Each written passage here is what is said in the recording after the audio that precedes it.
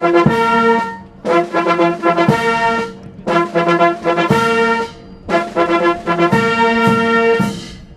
welcome the President of the United States.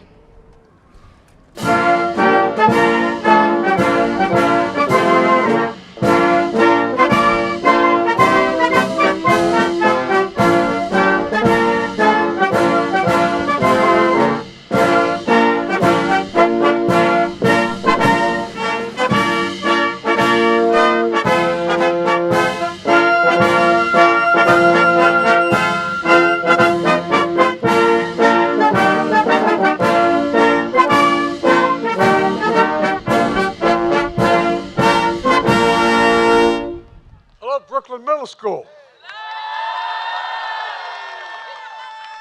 Well, good morning, everyone. I'm sorry. There's a tradition around where I come from, the state of Delaware. When there's a governor in the room, you got to stand up. And your governor's here, and I wanted to say hi to him. So thank you, Governor, for being here. It's a wonderful Thanksgiving tradition here at the White House. There's a lot to say about it, but it's chilly outside, so I'm going to keep this short. Nobody likes it when their turkey gets cold. I don't know if they're mad yet or not. But at any rate, I want to thank Ronnie Parker, chairman of the National Turkey Federation, and his family from Monroe, North Carolina. Ronnie's got 44 years in the turkey business, and he also is the grower of our honored guest today. And Lexi, he got a lot of help from Lexi, our fourth-generation member of the ranch where the turkeys were raised and prepared for this very day.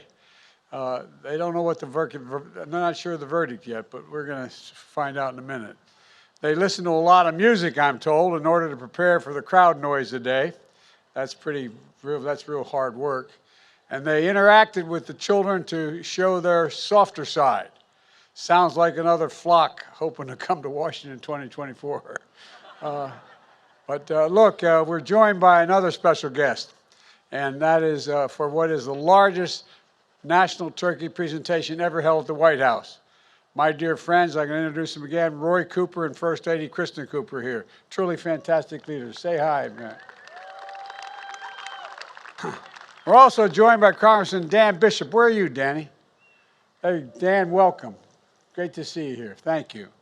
And from the 9th District of North Carolina. And a special thanks to members of my staff and their young children who are here today as well. Matter of fact, if you look, you see that dog up in the balcony there, that German Shepherd? That's my dog, Commander. I was worried if he came down here with all of, he just do nothing but kiss you and lick you. But he may go after the turkeys, so I kept him up there. But we're joined by another group of kids, as I said, from students from Brooklyn Middle School. The reason they're here in Washington, the reason they're joining us today is, they were invited a couple years ago to come, but because of COVID, we couldn't have it. So I'm glad you guys came this year. Thank you very, very much for coming. And we're also joined by students from the 4-H programs of Virginia and Maryland and the folks from the National Future Farmers of America. I want to thank them for being here as well. But before I gobble up too much time, I didn't mean to get started, man. Don't start on it. And by the way, that's my grandson, Bo, up there, and my granddaughter. Don't let him jump. At any rate, we got to get on with this. First of all, the votes are in. They've been counted and verified. There's no ballot stuffing. There's no foul play. The only red wave this season is going to be a German Shepherd Commander knocks over the cranberry sauce on our table. That will cause, they are big turkeys, aren't they? My fellow Americans, please welcome the 2022 National Thanksgiving Turkeys, Chocolate and Chip. I tell you what, man. They can go wherever they want. Of course, chocolate is my favorite. Chocolate is my favorite ice cream. We could have named them Chips and Science. But anyway, it would have been good names as well. But Chocolate Chip weighs 46 pounds, and I'm told he loves catching sun on the Outer Banks. And Chip weighs 47, and he loves barbecue and basketball, I'm told. After receiving their presidential pardons today, Chocolate and Chip are going to head to one of the nation's great basketball schools and research universities, North Carolina State. Now, when we told them they were joining the Wolf Pack, they got a little scared. But then we explained it was just a mascot for the school. Has one of the nation's best poultry science departments in the country. And now, based on their temperament and commitment to being productive members of society, I hereby pardon. Yes. I hereby pardon Chocolate and Chip. Which one's Chocolate? Who's Chip? This is Chocolate. This Chocolate, you're pardoned, and so are you, Chip. Chip says, I know, and I don't even have to be told.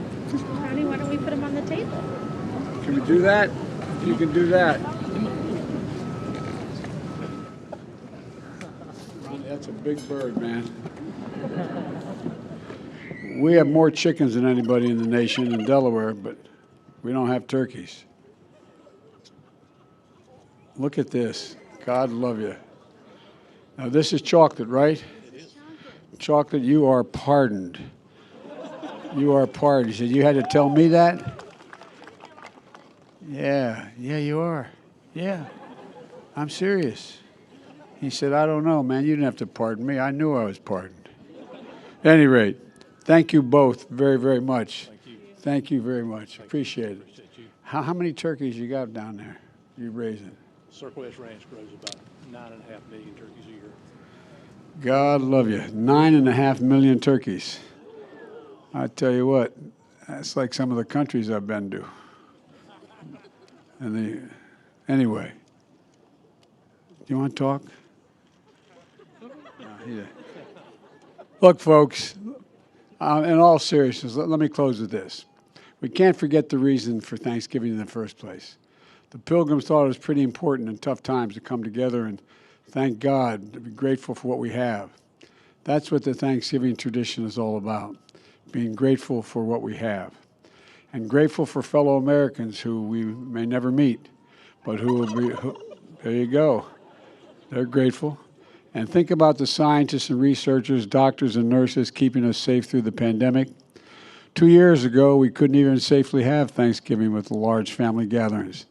Now we can. That's progress, and let's keep it going. We have new COVID vaccine updates to deal with, new variants to protect you and your loved ones. So get it today. Get your flu shots as well. This winter can be much happier than recent holiday seasons, but you have to do your part. Please visit vaccines.gov. Decide what you're going to do. We're also grateful for frontline workers keeping essential services going and growing and providing food on our tables. We're grateful for our faith leaders and their counsel and comfort and support. Later today, Jill and I are going to be flying down to North Carolina, to Cherry Point, North Carolina, for a Friendsgiving, where we'll be serving Thanksgiving dinner to the troops and military families to demonstrate our gratitude for their service and sacrifice. And so many of those families are missing someone at their table today, like our family. So many military folks that we have lost. And so it's just really, it's important to keep them in our hearts, those who've lost so much and those who are going to have an empty seat at their table this Thanksgiving. This is a special time, and it's in the greatest nation on earth, so let's be grateful. Scripture says, let us rejoice always, pray continually, and give thanks in all circumstances. Folks, let's remember all the political fighting that goes on you read about. Let's remember one thing. This is the United States of America. The United States of America. There's not a single solitary thing beyond our capacity as a nation. Nothing beyond our capacity if we do it together, united. United. You picked two great turkeys. From the Biden family to all of yours, happy Thanksgiving, and may God bless you all, and may God protect our troops. Thank you all for being here.